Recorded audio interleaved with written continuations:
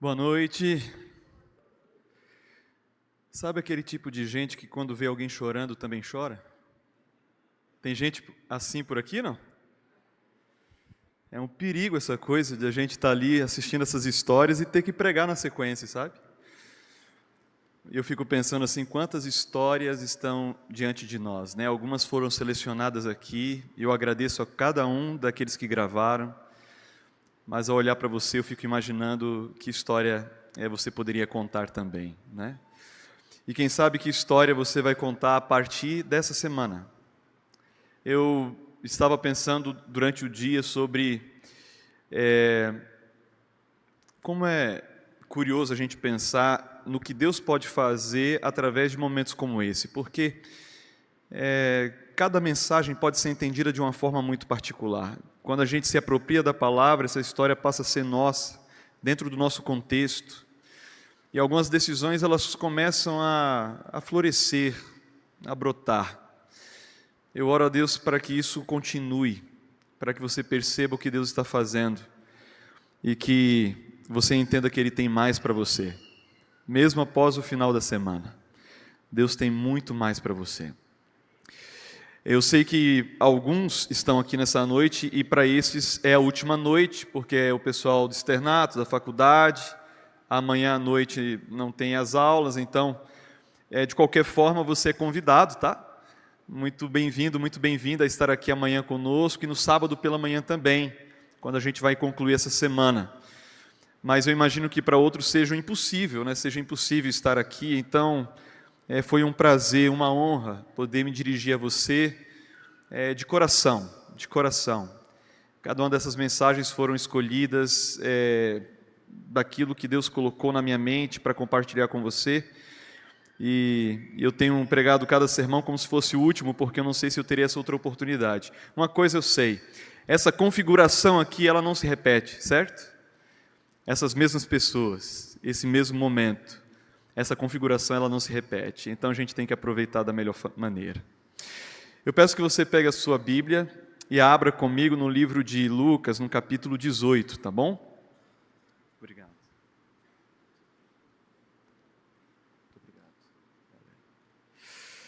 Evangelho de Lucas, capítulo 18. Enquanto você encontra aí, eu gostaria de lhe fazer uma pergunta.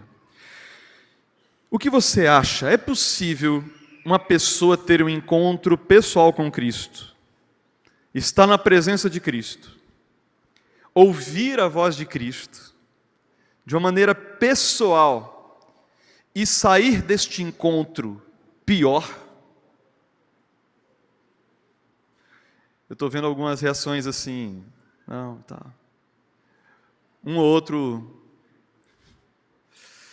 Eu gostaria que você respondesse essa pergunta para mim depois da gente ler alguns versos. E esse relato começa no verso 18, tá bom? Lucas 18, 18 diz assim: Certo homem de posição perguntou-lhe: Bom mestre, que farei para herdar a vida eterna?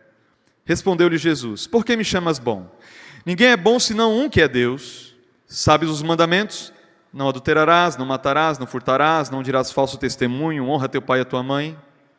Replicou ele: Tudo isso tenho observado desde a minha juventude. Ouvindo-o, Jesus disse-lhe: Uma coisa ainda te falta. Vende tudo o que tens, dá-o aos pobres, e terás um tesouro nos céus. Depois vem e segue-me. Mas ouvindo ele essas palavras, ficou muito triste, porque ele era riquíssimo, tinha muita grana. Vou perguntar de novo. É possível você ter um encontro pessoal com Cristo, ouvir a sua voz, estar na presença dele e sair desse encontro pior? A impressão que eu tenho é que ele saiu pior, sim ou não? E o que determina se a pessoa sai da presença de Cristo melhor ou pior? Eu vou te propor uma resposta.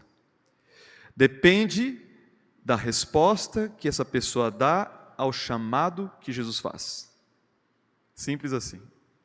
Se eu saio melhor ou pior da presença de Cristo, depende da resposta que eu vou dar ao ensino, ao convite, ao chamado, à proposta do Evangelho oferecida por Jesus. O contexto aqui, nos versos anteriores, a gente encontra Jesus abençoando as crianças. A impressão que dá é que as crianças gostavam de estar perto de Jesus. Eu nunca vi criança gostar de estar perto daquele tio xarope, de cara fechada, que não faz cócegas, não brinca, não passa a mão na cabeça, até faz uma piada. Criança gosta de estar perto do tio legal, sim ou não? Da pessoa que dá atenção, da pessoa que valoriza. Então, aquela ideia, às vezes, que a gente tem de Jesus, né, como um rabino do Oriente Médio, olhando no horizonte, andando com aquele olhar sereno o tempo todo, de poucas palavras enquanto caminhava, não combina muito com essa cena anterior aqui, em que Jesus está cercado de crianças, cujos pais tinham trazido para que Jesus as abençoasse. A impressão que eu tenho é que aquele jovem estava observando aquela cena e ele pensa: se Jesus está dando atenção para essa gurizada, eu acho que eu posso chegar para trocar uma ideia com ele. E ele chega cheio de boas intenções, e a pergunta dele parece ser muito boa, porque ele declara: bom mestre, que farei para herdar a vida eterna? O que farei? Eu quero perguntar a você uma outra coisa. Você percebeu que tem pelo menos dois problemas nessa pergunta que ele faz? Primeiro, como a pessoa se torna herdeiro? Qual é o critério para alguém ser herdeiro? Normalmente a pessoa tem que ser o quê? Tem que ser filho, certo? E para ser filho a gente tem somente duas possibilidades: ou a gente nasce, ou a gente é adotado. Nas duas situações, o que o filho faz para merecer essa condição? Condição de filho. Faz nada. É alguém que toma a decisão por ele, sim ou não? Para você nascer, você não escolheu: eu quero nascer desse casal aqui. Não, você só nasceu. E no caso de uma adoção, normalmente o casal vai ali, aplica um processo. Aqui no Brasil leva um bom tempo para isso, e tem que ser bem criterioso de fato. E normalmente são os pais, né? E o processo que coloca aquela criança na mão daquele casal, para que possa ser filho ou filha daquele casal. E esse rapaz está dizendo assim: o que eu devo fazer para me tornar filho? O que eu devo fazer para ser herdeiro? A teologia em relação à salvação aqui está muito clara. Ele entendia que ele precisava fazer algo para merecer. Para merecer. E aí Jesus, ele começa esse diálogo com ele. O primeiro ponto é que Jesus ele vai questionar a abordagem. O rapaz disse: bom mestre. Jesus pergunta: por que você me chama bom? Bom só existe um, que é Deus. Essa palavra bom, ela não vai se repetir, mas na resposta do rapaz na sequência, ela está implícita. Porque aquele menino se achava muito bom. Muito bom. E quando Jesus traz o assunto dos mandamentos para a mesa, porque Jesus entende qual é a mecânica do pensamento dele, então Jesus traz os mandamentos, a observância dos mandamentos, o seguir de maneira correta ordenanças. Jesus ele entra nessa seara para expor uma questão que ele não tinha percebido ainda. Eu imagino que quando Jesus traz os mandamentos para o assunto, ele se sentiu igual eu, um certo dia, quando eu tive que estudar para uma prova muito difícil. Eu não sei, na sua faculdade, no seu curso, qual é a matéria, a disciplina que mais te desafia. Aquela que você precisa gastar o dobro, o triplo do tempo para tirar o mesmo resultado de outras. E isso custa muito para a gente. E eu lembro de algumas matérias. Eu lembro de uma no curso de teologia que era Cristologia. E essa matéria, pelo menos na abordagem do professor que a ministrou para mim, tinha muitas datas, vários concílios dos primeiros séculos, as percepções a respeito de Cristo nos primeiros séculos, os personagens principais, as datas.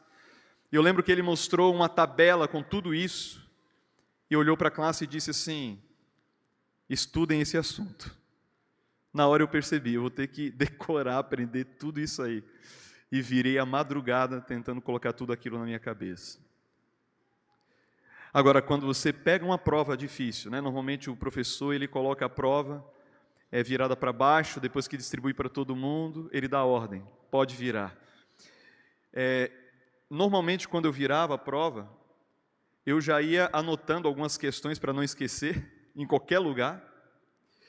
E aí ia passando questão por questão, eu não ia respondendo logo, eu ia olhando questão por questão, virava a página, olhava para saber se eu estava bem ou não.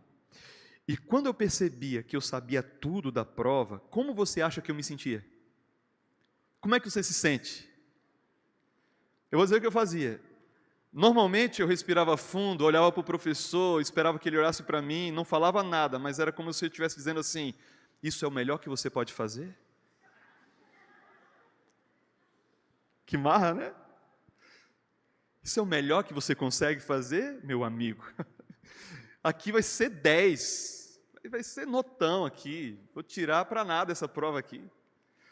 A impressão que eu tenho é que quando Jesus fala dos mandamentos, e ele vai citando um a um, não adulterarás, não matarás, não furtarás, eu imagino que à medida que a prova foi sendo lida, o menino foi se enchendo assim, e ele quase que interrompe Jesus: ei Jesus, espera aí, isso eu estou fazendo desde sempre. E antes que ele ficasse muito feliz, Jesus o interrompe dizendo: mas te falta uma coisa. Vai, vende tudo o que você tem, dê para o pobre, dê para quem não tem, e então você terá um tesouro no céu. Depois disso, venha e me siga. Tela preta. Silêncio completo. O que Jesus estava dizendo para ele: você diz que você observa todos os mandamentos, você diz que a nota está garantida, mas você já começou falhando no primeiro, mas nem iniciou. Qual é o primeiro mandamento da lei de Deus? Não terás outros deuses diante de mim. Quando Jesus vai falar sobre o resumo do mandamento, ele declara: amarás o Senhor teu Deus de todo o teu coração, de toda a tua força, e ao teu próximo como a ti mesmo. A primeira tábua, relacionamento com Deus. Segunda tábua, relacionamento com o próximo. Aquele jovem achava que estava tudo bem, mas não estava tudo bem. E alguém pode dizer assim: mas pastor, a orientação foi muito radical. Imagina, Jesus pediu tudo, absolutamente tudo. Talvez, queridos, porque Jesus, no relacionamento que ele propõe ao ser humano, ele não admite estar em segundo lugar. Ele precisa ser o primeiro. E tudo aquilo que Deus pede de você, entenda, Ele não te pede para te dar menos. Tudo que você precisar abrir mão para seguir a Jesus, será menos do que aquilo que Ele tem para te oferecer. Essa é a matemática sempre. Eu vou repetir. Sempre que você se deparar com o ensino bíblico que te custe algo, esse custo será menor do que aquilo que Deus tem para te dar. Por isso, sempre vale a pena. Eu não sei o que será isso ao longo da sua vida. E eu não sei o que é isso, quem sabe nessa noite. Mas eu sei que o que Deus tem para te dar é muito maior. O convite do Senhor foi para que ele o seguisse. Veja, seguir é como caminhar junto, certo? Caminhar junto. Essa coisa de caminhar junto na Bíblia, ela é entendida de uma forma mais profunda. Não trata-se apenas de percorrer um percurso ao lado de. Tem que ver com a vida. Representa viver. Seguir alguém, andar com alguém na Bíblia é viver com. Enoque é um desses personagens.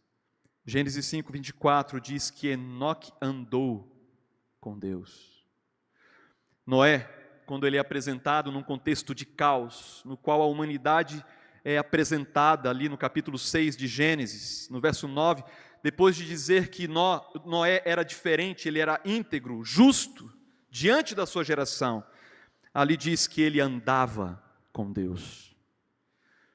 Quando Abraão ele saiu do seu lugar e começou essa caminhada, Deus, ele no capítulo 17 de Gênesis, fez um convite, ele disse assim: anda, Abraão, na minha presença e ser perfeito. Seguir a Jesus, andar com Jesus é viver com Jesus, é se relacionar com Jesus, é construir uma história ao lado de Jesus. Era essa a proposta de Jesus para aquele menino.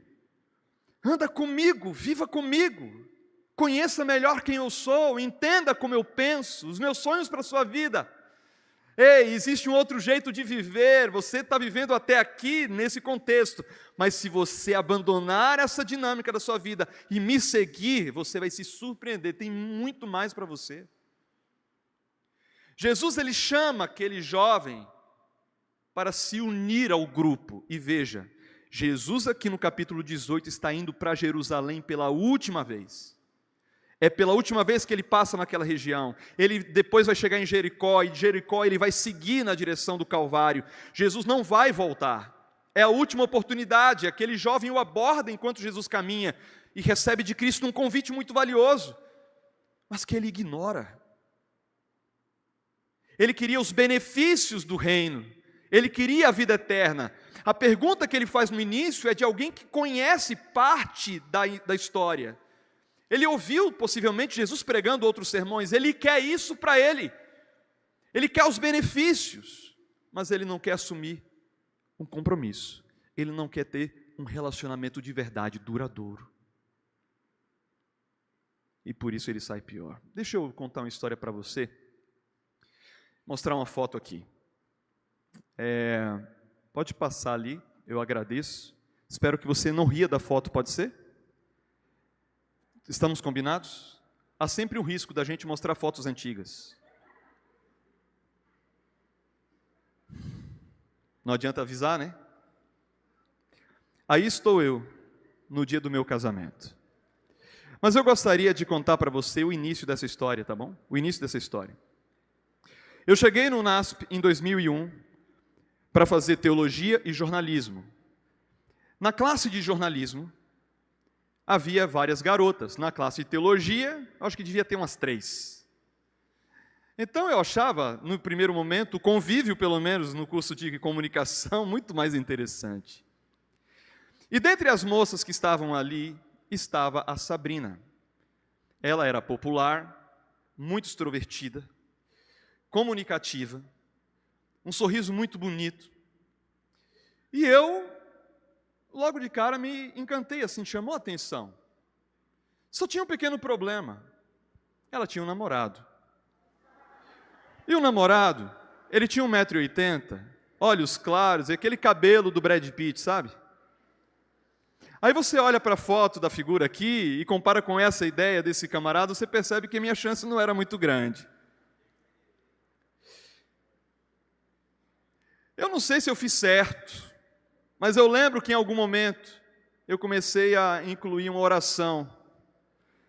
E a oração se resumia mais ou menos nisso: Senhor, acaba esse namoro em nome de Jesus.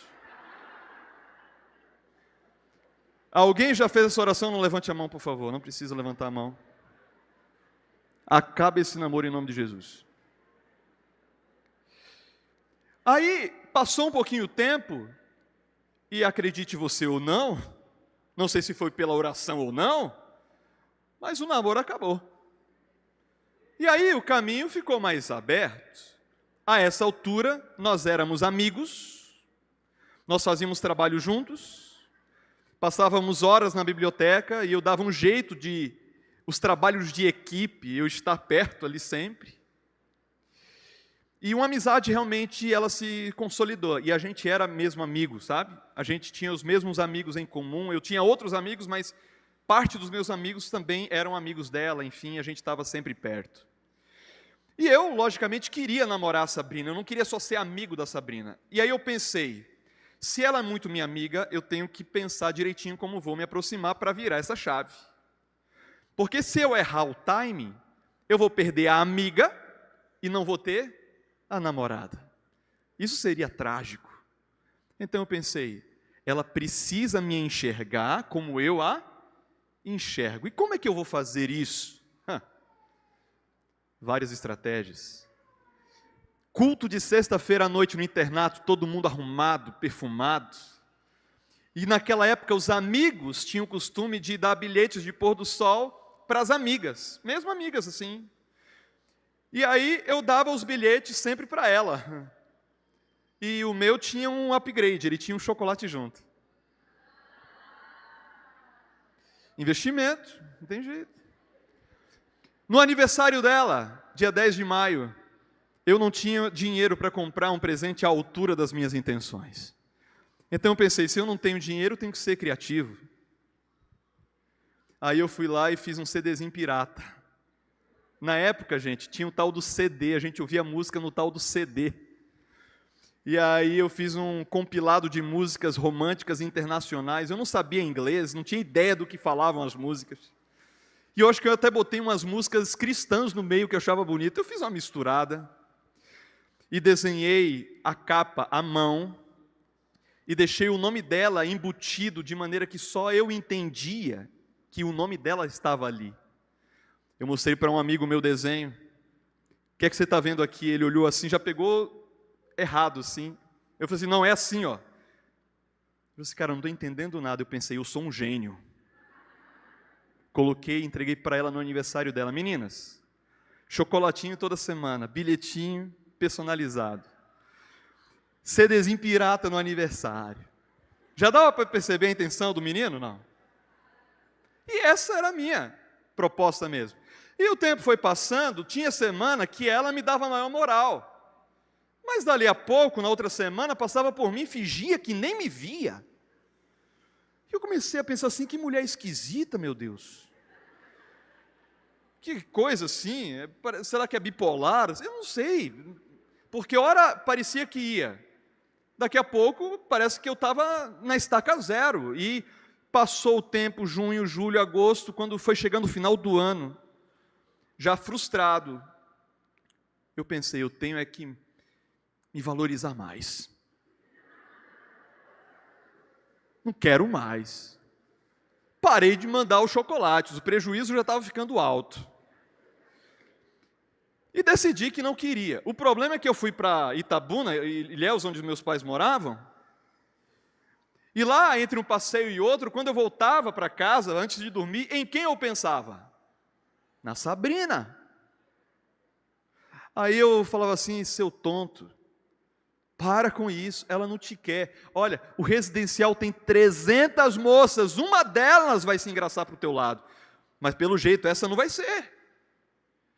E aí eu volto para o UNASP, e eu lembro que entrando na igreja no sábado de manhã, uma amiga nossa em comum, a Mani, que mora em Brasília, a gente se comunica até hoje pelas redes sociais, a Mani, ela me abordou, e sabe aquele encontro de férias, né, quando você volta, e como é que foi e tal, e aí ela falou assim, Jairo, onde você vai almoçar? Ah, no residencial, quer dizer, no restaurante.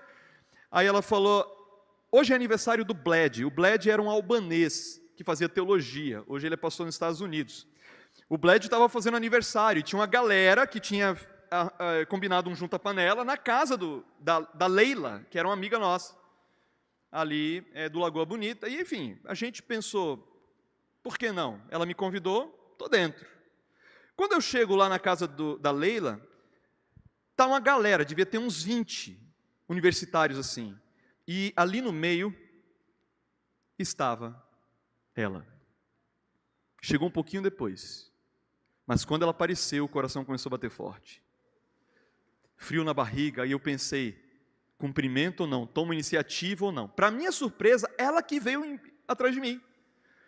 E ela falou assim, e aí Jairo, beleza? Oh, beleza, sabe, meio dando disfarçada, né? E aí, como é que foi as férias? Ah, foi legal, ela comportava, né? Naquelas férias eu não comportei, eu comportei acho que 9 férias, mas naquela eu não tinha comportado. Aí como é que foi? Aí eu falei um pouquinho como tinha sido. E a gente começou a conversar. Resumindo a história, aquela tarde inteira, a gente praticamente só conversou entre os dois, sobre um monte de coisa. E aí eu comecei a pensar, será que alguma coisa mudou? Será que ela sentiu falta? Ou será que ela está só interessada no chocolate da sexta-feira, né? Minha dúvida, eu tinha que tirar a prova do negócio. Tá. Chegou o pôr do sol, alguém propôs, vamos no Habib's, né? Não quero fazer propaganda aqui, né? Mas vamos lá no Habib's, tinha um Habib's em Limeira. E na época, por que Habib's? Era o melhor lugar para estudantes universitários falidos. Porque com R$ 20, você comia 50 esfirras. Tinha as promoções, eu estou exagerando, lógico, mas era muito legal, assim, e o pessoal combinou, vamos, quantos carros a gente tem? Tem 2, como é que a gente vai? Não tem problema, a gente bota na mala, vai 5 atrás, enfim, a gente combinou de ir em 2 carros, 20 pessoas, enfim, eu só tinha um pequeno problema, eu não tinha R$ 20. O cara quer namorar e não tem R$ 20. Aí eu falei assim, pessoal, eu preciso ir lá no residencial. Me dá uma carona. Beleza, Jairo? Meu amigo foi lá e me levou no residencial. Eu fui num restaurante procurar um amigo que eu sabia que poderia me emprestar. Aí eu encontrei ele. Talvez alguém aqui conheça, Daniel Lidick. Daniel, cara, eu preciso de vintão. Tu não pode me emprestar? Aí o Daniel falou assim, cara, debaixo das minhas gravatas tem R$ 20 dobrados, parece que eles estão te esperando lá, dentro do meu guarda-roupa, tá aqui a chave. Aí ele me deu a chave, fui lá, peguei vintão e fui rico da vida para o Habib's. Chegamos no Habib's, montamos aquela mesa quilométrica, sabe, aquela mesa da bagunça. E como era aniversário do Bled, a gente cantou 20 vezes aniversário para ele. O povo não aguentava mais a gente no restaurante, o povo até se afastou um pouco, a gente não estava nem aí. E eu aqui sentado no meio da mesa, Sabrina mais na ponta. Terminei de comer as esfirras, pedi o petit gâteau. Aquela sobremesa, né? Sorvete de creme, bolo de chocolate com aquele molhadinho quente. E eu pedi, chegou, eu saí para ir no banheiro rapidinho, quando eu volto a Sabrina está sentada do meu lado. Eu olhei a cena e pensei assim, ela deve gostar muito de petit gâteau.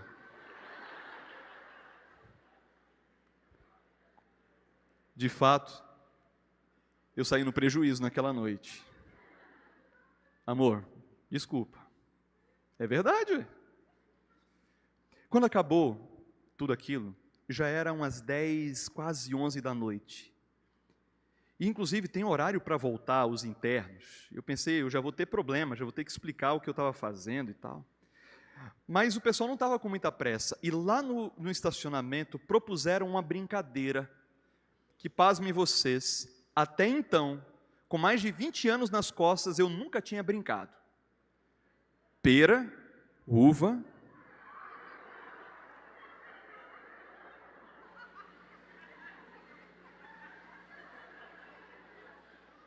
É isso mesmo, Uniaene? Vocês conhecem essa brincadeira? Para os inocentes como eu, vou explicar a brincadeira, ok? Para você não ficar viajando aí. É assim, ó. Num grupo de amigos, sempre tem aquela pessoa que conhece todos os rolos da galera. Porque tem aquele que gosta daquela, que gosta do outro, que gosta da... Sabe? Essas coisas mal resolvidas que a vida proporciona quando a gente é jovem. E essa pessoa que conhece esses rolos, normalmente é a líder da brincadeira. Então chega o participante, a líder fecha os olhos com as mãos. Lá tinha uma musiquinha, lá eu já vi várias versões, mas na versão lá tinha uma música que eu não lembrava qual era.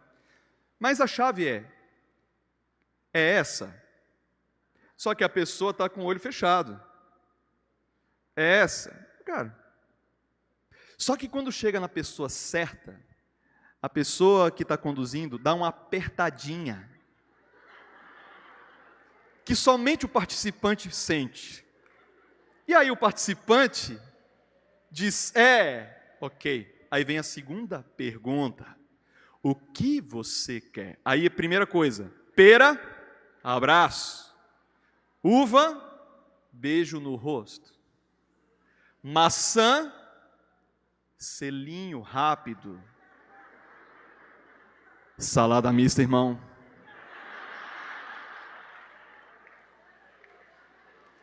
Era beijo de novela, beijo de filme, de cinema, demorado. Na hora que começou a brincadeira, foi salada mista para todo lado. E foi, eu não sabia. Gente, eu era muito inocente, ele com ela, eu não sabia. Aí daqui a pouco eu pensei, que brincadeira boa essa aí.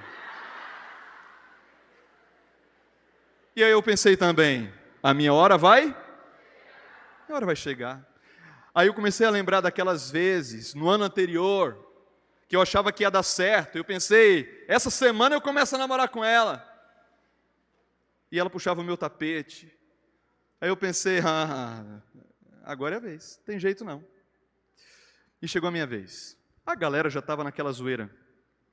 Então na hora que ela perguntou, é essa o pessoal? Não. É essa? Não.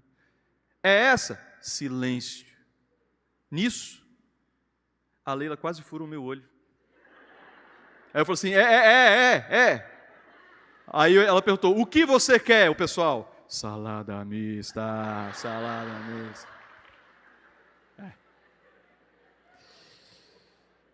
Diante de mim estava a mulher da minha vida, pálida, transparente,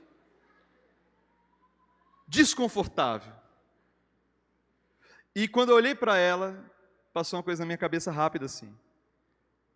Cara, talvez alguma coisa tenha mudado, sim. Não sabemos, não é verdade? Mas talvez. Vai que ela decide namorar contigo. Vai que esses sonhos que você tem aí, malucos, de futuro com ela, dão certo. Quando você lembrar do primeiro beijo, é dessa bagunça aqui que você quer lembrar? Aí eu pensei assim, cara, cheguei perto dela e dei um beijo miúdo no rosto. Falei assim, eu quero é uva. E saí, sabe, meio que arrependido. E sentei no carro quase em depressão. Mas antes que você me pergunte como a história acaba, na sexta-feira seguinte a gente estava sentado nos bancos da igreja, ela sentou do meu lado e não podia ter contato físico, mas a gente tocou a mão um pouquinho assim, sabe? Aí quase que a música me atrapalha, porque tinha a apresentação do coral e eu tinha um solo no sábado seguinte e eu tinha que ir para um outro auditório ao invés de ficar com ela conversando. Aí eu falei assim, amor. Sá, eu vou, mas vou triste, porque vou estar longe de quem mais eu quero estar perto. Foi boa, né?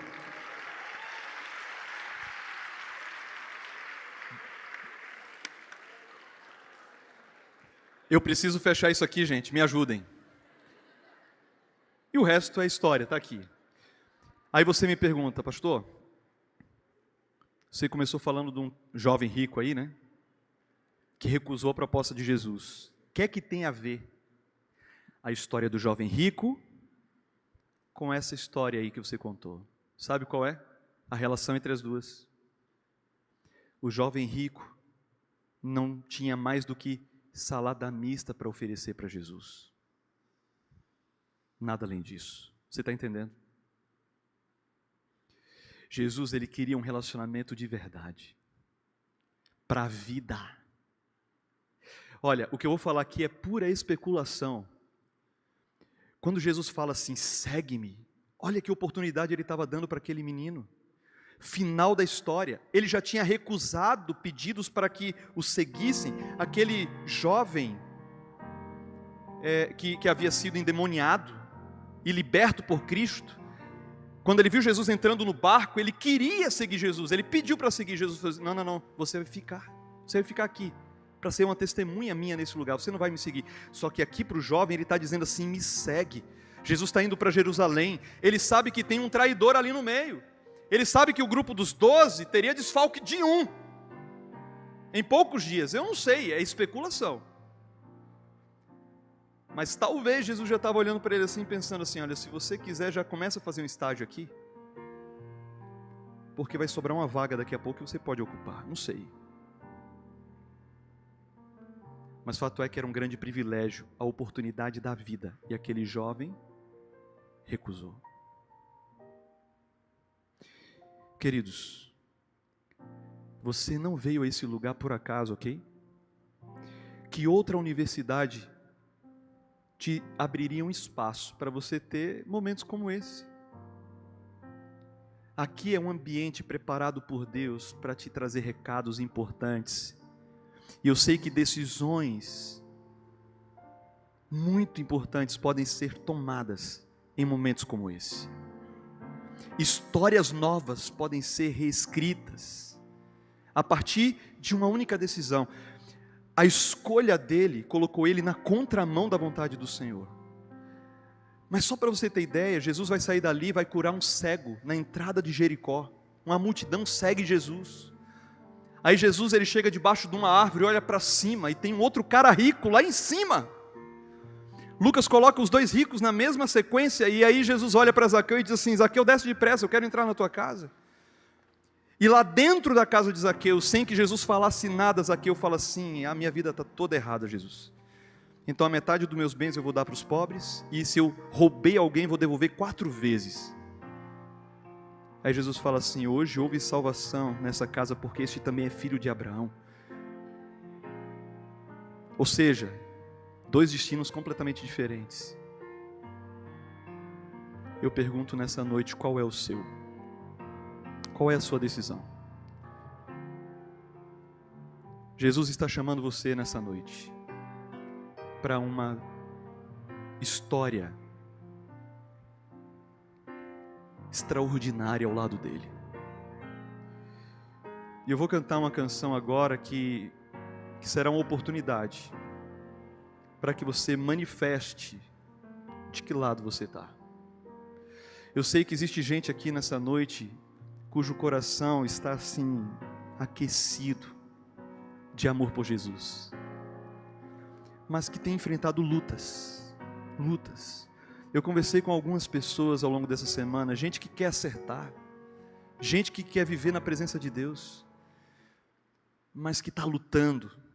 Ei, o convite de Deus hoje para você é para que você o coloque em primeiro lugar na sua vida.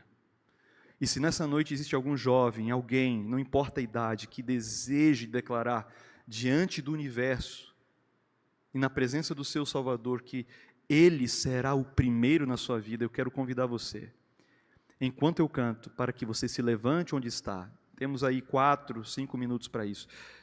E vem aqui à frente, porque eu quero orar por você. Pode ser? Se Deus tocar no seu coração, vamos orar juntos aqui. No trono do viver só existe lugar para um, lugar de quem governa todo o ser. No trono do viver só existe Senhor. Se forem 2, um será amado e outro rejeitado. Vem, decide agora quem vai ocupar seu coração. Mas lembre, se ele não for o primeiro em seu coração, então já não é mais nada, não passa de uma ilusão. Mas se ele for o primeiro, o seu companheiro, motivo do seu existir, você vai viver, você vai sorrir, você vai vencer. Uma salva de palmas para esses que estão vindo. Deus seja louvado. Coloque Jesus em primeiro lugar em sua vida. Um novo dia vai nascer para você e para mim. Depende de aceitar Jesus no viver. É hora de beber da fonte da vida. Você verá, em Jesus existe plena alegria. Vem, decide agora quem vai ocupar seu coração. Mas lembre, se ele não for o primeiro em seu coração, então já não é mais nada, não passa de uma ilusão. Mas se ele for o primeiro, o seu companheiro, motivo do seu existir, você vai viver, você vai sorrir, você vai vencer. Não há batalha perdida com Cristo. Ele mesmo triunfou lá na cruz. Com o sangue já provou que nos ama. Se o coração não for dele, não será de mais ninguém.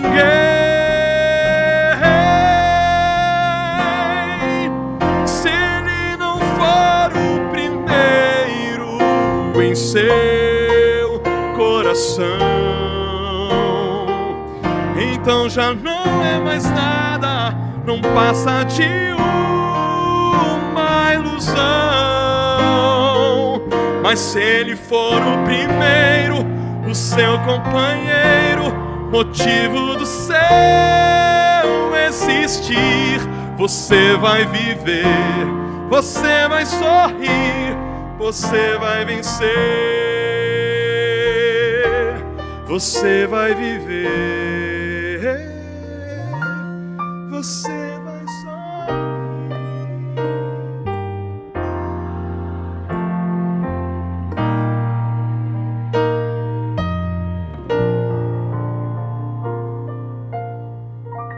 Amém. Deus seja louvado pelo seu movimento, pela inclinação do seu coração. Não se esqueça que Ele tem um plano extraordinário para a sua vida. E mesmo que os pedidos de Cristo exijam algo de você, entenda que o que Ele tem a oferecer é muito mais do que isso que você está largando, abrindo mão. Sempre vai ser muito maior.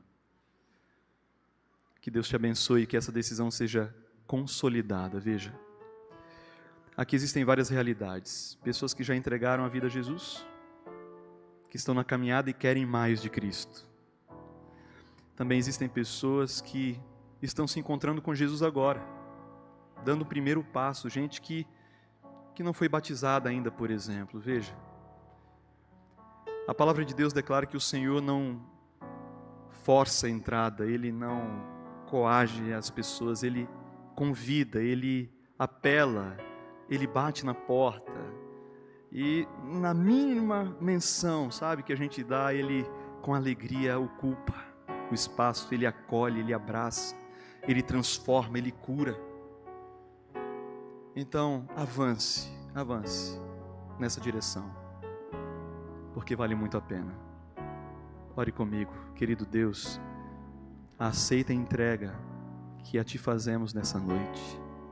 Cada um com a sua história, cada um em um ponto dessa jornada. Mas agora todos unidos na Tua presença para Te dizer: Senhor, nós aceitamos o Teu chamado. Nós queremos Te seguir, queremos andar contigo, queremos viver ao Teu lado. Porque nós queremos que os Teus sonhos se cumpram em nossa vida. Até aquele dia, quando o Senhor Jesus nos receber nas nuvens do céu, para a gente viver a eternidade. Que todos aqui tenhamos consciência, Senhor, das oportunidades que o Senhor está nos dando.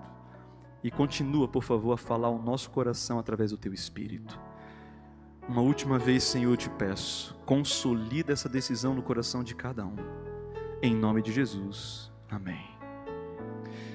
Fala alguma coisa para a pessoa que está perto de você, quem sabe, dá um abraço. Algo que Deus colocar no seu coração.